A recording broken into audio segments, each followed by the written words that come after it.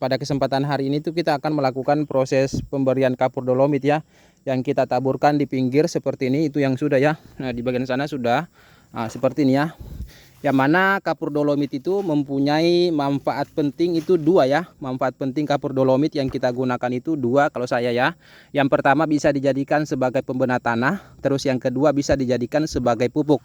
Yang mana kalau kapur dolomit itu kan kandungannya adalah kalsium dan magnesium. Kalau kita aplikasikan ke tanah, ke media, itu bisa dikatakan pembena tanah untuk menaikkan pH tanah yang bersifat masam ataupun yang bersifat drop akibat sering terguyur air hujan. Misalkan di musim hujan tanah kita sering terguyur air hujan, itu pH-nya kan bersifat masam. Itu salah satu menaikkannya, itu bisa menggunakan kapur dolomit.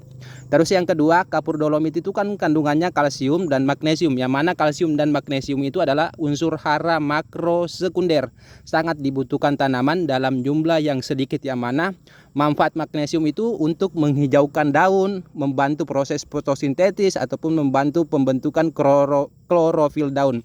Terus kalsium itu juga untuk mencegah kerontokan bunga dan buah pada tanaman kita. Jadi kalau kapur dolomit itu dua manfaat pentingnya, bisa sebagai pembena tanah, bisa sebagai pupuk. Nah, seperti itu ya. Dan untuk pengaplikasiannya bisa diaplikasikan dengan cara tabur seperti ini, bisa diaplikasikan dengan cara kocor, bisa diaplikasikan dengan bersamaan dengan pupuk kimia. Ini kebetulan saya cuma tabur ya di bagian samping. Kalau misalkan nanti sempat itu juga bisa diberikan lewat sini di lubang tanam ataupun di pohon ya, seperti ini. Kena pohon itu tidak masalah ya. Seperti ini. Kena pohon itu tidak masalah, yang pastinya dosisnya jangan terlalu berlebihan. Seperti itu ya.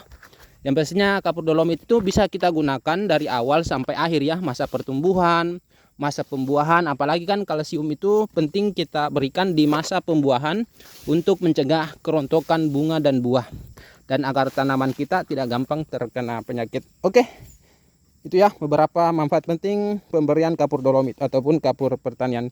Disesuaikan aja ya. Boleh juga menggunakan kapur bangunan ya.